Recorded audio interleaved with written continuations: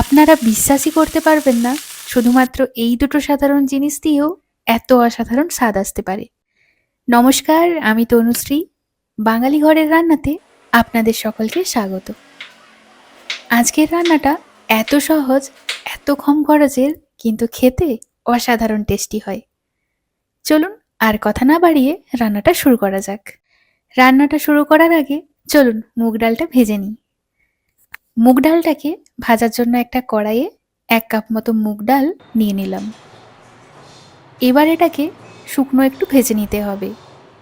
খুব বেশি একটা সময় নিয়ে না ভাজলেও চলবে, মোটামুটি হালকা একটা সোনালি রং আসা পর্যন্ত এই ডালটাকে ভেজে নিতে হবে। দেখুন, ডালটার মধ্যে একটা সোনালি রং এসে গেছে। এবার এর মধ্যে দিয়ে দিচ্ছি জল।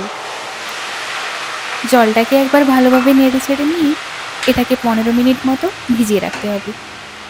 এতে করে ডালের একটা সুন্দর গন্ধ আসে, আর ডালটা সেদ্ধ হতেও কিন্তু অনেকটাই কম সময় লাগে। এদিকে ডালটা ভিজতে থাক, ততক্ষণে আমি একটা কড়াইয়ে সামান্য পরিমাণে তেল নিয়ে তেলটাকে গরম করে নিচ্ছি। এখানে আমি খাঁটি সর্ষের তেলই ইউজ করছি। তেলটা ধোয়া ওঠা গরম হয়ে গেলে ফোড়নে দিয়ে দিচ্ছি 1/2 চামচ গোটা জিরে আর 2টো চেরা কাঁচা লঙ্কা। ফোড়ন থেকে সুন্দর একটা গন্ধ না আসা পর্যন্ত ফোড়নটাকে ভেজে নিতে হবে। মোটামুটি 30 সেকেন্ড মতো ফোড়নটাকে ভাজা হয়ে গেছে। এখন কেটে রাখা চাল কুমড়োগুলোকে এক এক করে দিয়ে দিচ্ছি।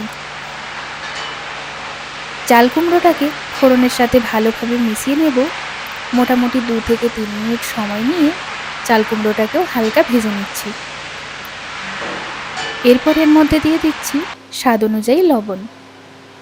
লবণটা দিয়ে এখন ভালো করে আরও একবার মিশিয়ে নিতে হবে।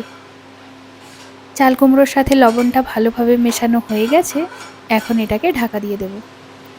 এতে করে চাল কুমড়োটা খুব সুন্দরভাবে ভাজা হয়ে যাবে, এছাড়াও নিজের জলেই নিজে সেদ্ধ হয়ে যাবে। আলাদা করে জল ব্যবহার করার দরকার নেই। 5 মিনিট পর ঢাকনাটা খুলে নিলাম। চাল কুমড়োটা মোটামুটি 70% মতো সেদ্ধ হয়ে গেছে। এখন এর মধ্যে অ্যাড করছি ভিজিয়ে রাখা ডালটা। 15 মিনিট ভিজিয়ে রাখার পর ডালটাকে আমি কয়েকবার জল পাল্টে পাল্টে ভালোভাবে ধুয়ে নিয়েছিলাম। এবার ডালটাকে চাল কুমড়োর সাথে ভালোভাবে মিশিয়ে নিতে হবে। ডালটাকে ভালোভাবে মিশিয়ে নিয়ে আবারও ঢাকা দিয়ে দিলাম, যাতে সব কিছু ভালোভাবে সেদ্ধ হয়ে যায়। তবে পুরো রান্নাটার মধ্যে আমি কোথাও কিন্তু জল ব্যবহার করছি না। তবে আপনাদের যদি প্রয়োজন হয় তাহলে অবশ্যই অল্প একটু ব্যবহার করেই নিতে পারেন।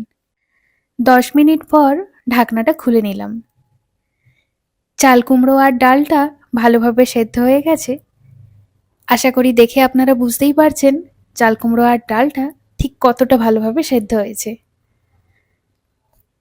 এবার সব কিছুকে আরেকবার ভালোভাবে মিশিয়ে নিতে হবে। এই স্টেজে আপনারা অবশ্যই একবার টেস্ট করে নেবেন। তো আমি এখানে টেস্ট করে দেখলাম লবণটা আমার একটু কম হয়েছে, সেই কারণে প্রয়োজন অনুযায়ী লবণটা আমি অ্যাড করে দিলাম। আর সাথে অ্যাড করলাম সামান্য চিনি।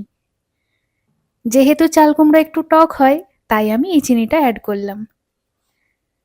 এবার সব কিছুকে ভালোভাবে মিক্সড করে আবারও মিনিট 2 মতো কম আঁচে বসিয়ে রেখে নাড়াচাড়া করে নিলাম।